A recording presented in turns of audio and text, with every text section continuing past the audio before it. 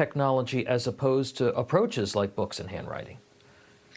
And look, Tom, we saw how well remote learning worked during the COVID years in America and in other countries as well. It was more like remotely learning. There wasn't a lot of learning going on. And we've seen decades of learning loss over the past few years alone in math and reading. And for what? We spend $20,000 per student per year. And look, the teachers unions might want the schools to be overly reliant on technology because that means less work for them. They get to spend more taxpayer dollars. And look, this might mean the kids miss out, but I also think that, on the other hand, the teachers unions have lobbied to ban cell phones in schools because they know it provides some sort of transparency. We've seen a lot of viral videos of far-left teachers indoctrinating kids because the children use their cell phones to record some of that. So maybe we propose an alternative like cameras in the classroom that face only the teacher so that we can see that. We know the unions will lobby against that transparency as well. Yeah. But yeah, technology can be useful at the same time. So I think it's all about implementation because we have to learn how to use this technology to be competitive.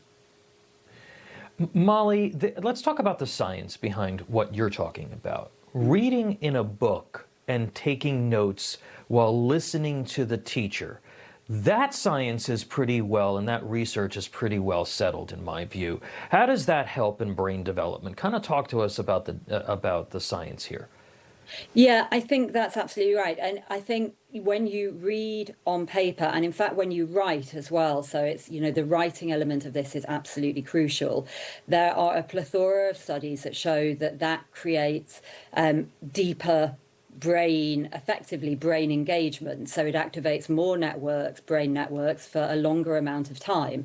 By contrast, when you read on a screen, leaving aside the attention issue, so we all know what it's like when you're on a screen and, you start on one task and an hour later you found you've done 8 different other tasks, but not the thing you originally came on. So even leaving aside that, we know that when we read on screens, the tendency is for shallower learning. That's worse for comprehension. It's worse for memory, and it's worse for learning. And the results are through. In fact, the results have been through for quite a few years. So there was a powerful OECD study back in 2015, which showed very clearly that children who spend a lot of time learning on devices were faring worse in the classroom.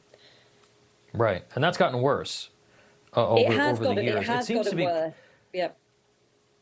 It seems to be pretty, pretty settled science. I remember my parents saying to me, read it, write it, and then read it again, as a way of internalizing the information and retaining the information. You just simply don't do that when you're on a computer. Corey, we talk a lot about curriculum manipulation and indoctrination. You alluded to it in your earlier comments.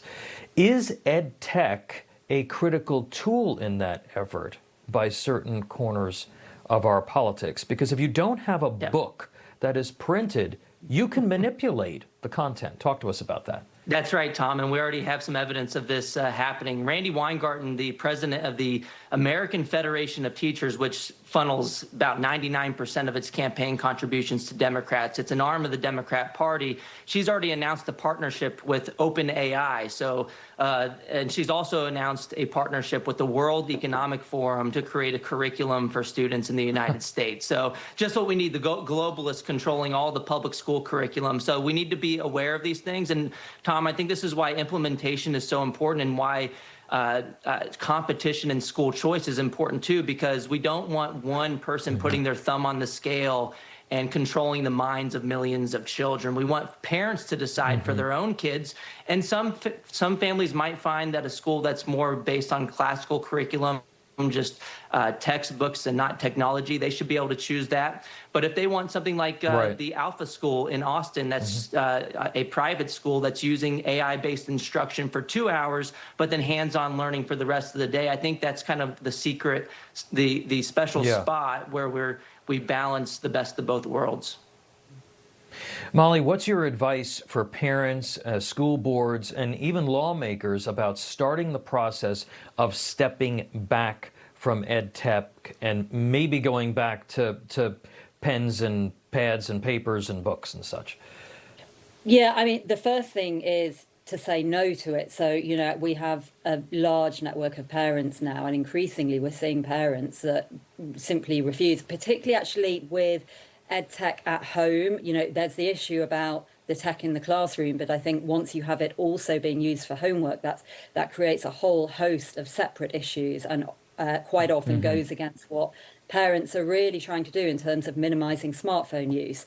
So I think say no. I Right. think beyond that, though, it's really difficult because certainly in the UK, there isn't a legal right to opt out. So actually, one of the things that we as a campaign are doing is working with policymakers, with legislators behind the scenes to try and get a statutory right, Yeah. which would allow parents to, you know, reject the tech, or at least to put the tech in a box where it should be. I think Right. intentional tech, and you know, we all accept there are some subjects where tech is Right. core and where it is value add, but this idea that the whole of our kids' education is moving to devices, no thanks. And I Yeah. think, of course, the really, Yeah. really extreme thing is there may Right. well be legal actions arising from some of this. So, you know, we know there are data and privacy issues. We know there are safeguarding Yeah. issues, potentially health and safety issues.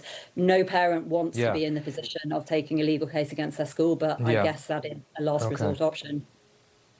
Well, I think that here in the United States, the teachers unions make the education policy, and people need to engage with their state legislators to try to pare this back. Molly Kingsley of the Safe Screens campaign and Dr. Corey DeAngelis, keep fighting for our kids, folks. Thanks. Thank you. Thank you.